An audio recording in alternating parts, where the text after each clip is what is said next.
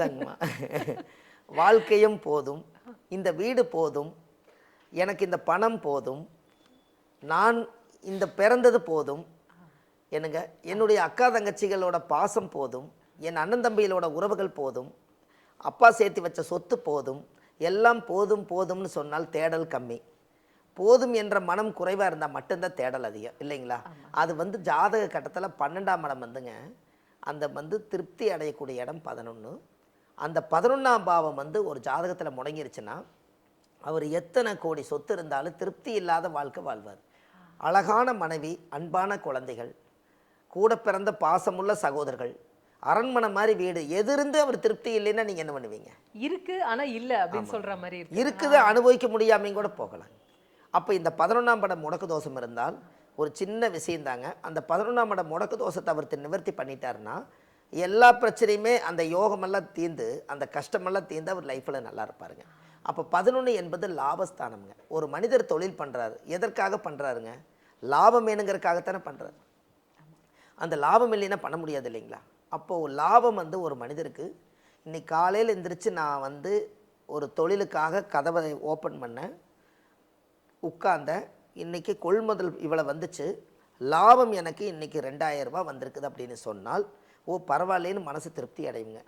அது கடைவிரித்தேன் கொள்வார் இல்லைன்னு வந்துச்சுன்னா பிரச்சனை தானுங்க. அதனால் இப்போ என்ன போச்சுன்னா, அந்த 11ஆம் இடம் முடக்கு தோஷத்தை கண்டுபிடிக்கணும். ஒவ்வொருத்தரோட ஜாதகத்துலேயும் இந்த பிரச்சனை ரொம்ப நாளாக இருக்குது. அதனால் இதை நிவர்த்தி பண்ணணும். அதுக்கு அடுத்தபடியாக 12ங்க. இந்த 12ஆம் இடம்ங்கிறது என்னென்னு கேட்டிங்கன்னா, கட்டில் சுகம், நிம்மதியான தூக்கம், இந்த ரெண்டும் வந்து 12ங்க. கட்டந்தரையில் துண்டு விரித்து தூங்கும் போதும் கூட கனவு வராமையும் கூட நிம்மதியாக தூங்கின காலம் ஒரு காலத்தில் உண்டு. இப்போ கனவு மட்டுமே இருக்குதுங்க, நினைவாகலை. ஆனால் கட்டளை படுத்து தூக்கம் இல்லைங்க, ஏசி ஓடிட்டு இருக்குதுன்னு ஒரு சில குடும்பத்தில் சொல்லுவாங்க. அப்போது 12ஆம் இடம் வந்து யாராவது ஒரு ஜாதகத்தில் முடங்கிருச்சுன்னா அவங்க வீட்டில் வைத்தியம் பார்த்தே வாழ்க்கையில் நிம்மதி எல்லாம் போயிடுவாங்க. 12 தான் வைத்தியங்க. கட்டிலில் தூங்குனாங்கன்னா தூக்கம் வராது. 12 வந்து நிறைவடைஞ்சு கடைசியில் வந்து நம்ம இந்த ஆத்ம போதும் மனமேன்னு சொல்லணும். இது இல்லாமல் இருக்கிறதுனால 12 பாவகத்துக்குமே இந்த முடக்கு தோஷம். இந்த முடக்கு தோஷம் பாருங்கள், ஒருத்தருடைய ஜாதகத்தில் ஒரு இடம் தான் பிளாக் பண்ணும். அப்போ இந்த உலகத்தில் 12 பிளாக்குக்குள்ளே எத்தனையோ கோடி மக்கள் லாக்காயிருக்காங்க. இவங்களுக்கு எல்லாத்துக்குமே கோயில் இருக்குதுங்க. அருமை ஐயா. அதாவது எந்தெந்த பாவங்கள் முடக்கு தோஷத்தினால் பாதிக்கப்பட்டிருக்கிறதோ அதற்கு உரித்தான ஆலயங்கள் என்ன, அது எங்க இருக்கு, அங்க என்னைக்கு போகணும், அங்க போய் யாருடைய கால்களை இறுக பற்றி கொண்டு கண்ணீர் மல்க கதறினால் எங்களுடைய வாழ்க்கை செழிக்கும் அப்படிங்கறத குறித்த விளக்கங்கள். அது வந்து மிகப்பெரிய $1 மில்லியன் ஆன்சர் அப்படின்னே சொல்லணும் ஐயா.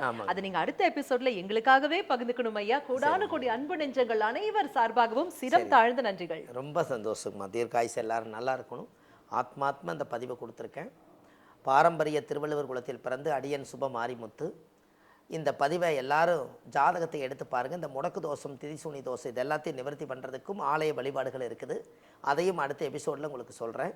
இதை மறக்காமல் எல்லாரும் இதை நீங்கள் தெரிஞ்சுக்கிட்டால் உங்களுடைய வாழ்க்கை ரொம்ப நல்லாயிருக்கும் என்று சொல்லி, இந்த நேரத்திலே முடக்கு தோஷத்தை பற்றி ஒரு அற்புதமான பதிவை உங்களுக்கு கொடுத்துருக்கேன். அடுத்த பதிவில் உங்களை சந்திக்கிறேன். வாழ்வது ஒரு முறை, வாழ்த்தட்டும் தலைமுறை. நன்றி, வணக்கம். பாரம்பரிய திருவள்ளுவர் குல வம்சத்தில் தோன்றிய பொக்கிஷம், ஆதிகால பரிகார செம்மல், பிரசன்ன ஜோதிட ஞானி டாக்டர் சுபம் மாரிமுத்து ஐயா அவர்களால் உருவாக்கப்பட்ட மிகப்பெரிய பொக்கிஷ பெட்டகம்தான் இந்த ஆதிகால பரிகாரங்கள் பாகம் 1. ஒவ்வொருவரும் வாழ்க்கையில பிரச்சனை தீர்வதற்காக அங்க இங்கன்னு எல்லா இடத்துக்கும் ஓடுறோங்க. ஆனா எங்கேயுமே போக வேண்டாம். நம் இல்லத்தில் இருந்தபடியே இந்த ஒரு பொக்கிஷ பெட்டகத்தை நம் அருகே எடுத்து வைத்துக் கொண்டு இதனை நன்கு கவனித்து பார்த்தாலே போதும், நிச்சயம் நம் வாழ்வின் துன்பங்கள் அனைத்தும் காணாமலே போகும். அந்த அளவிற்கு ஆதிகால பரிகார முறைகள் குறித்த அற்புதமான படைப்புகளை இந்த பொக்கிஷ பெட்டகத்தில் உள்ளடக்கி நம்ம ஐயா டாக்டர் சுபம் மாரிமுத்து அவர்கள் நமக்காகவே கொடுத்திருக்காரு. இது ஒவ்வொருத்தர் வீட்லயும் இருக்க வேண்டிய மிகவும் முக்கியமான ஒரு பொக்கிஷம். ஆக இந்த புத்தக பொக்கிஷம் உங்களுக்கும் வேணும்னா நீங்க உங்க டிவி ஸ்கிரீன்ல கீழே ஸ்க்ரோல் ஆகிற நம்பருக்கு இப்பவே கால் பண்ணுங்க. உங்களை தேடி இந்த பொக்கிஷம் உங்கள் இல்லத்திற்கே வரும். எல்லோரும் எல்லாமும் பெற வேண்டும், இல்லாமை இல்லாத நிலை வேண்டும். வாழ்வது ஒரு முறை, வாழ்த்தட்டும் தலைமுறை.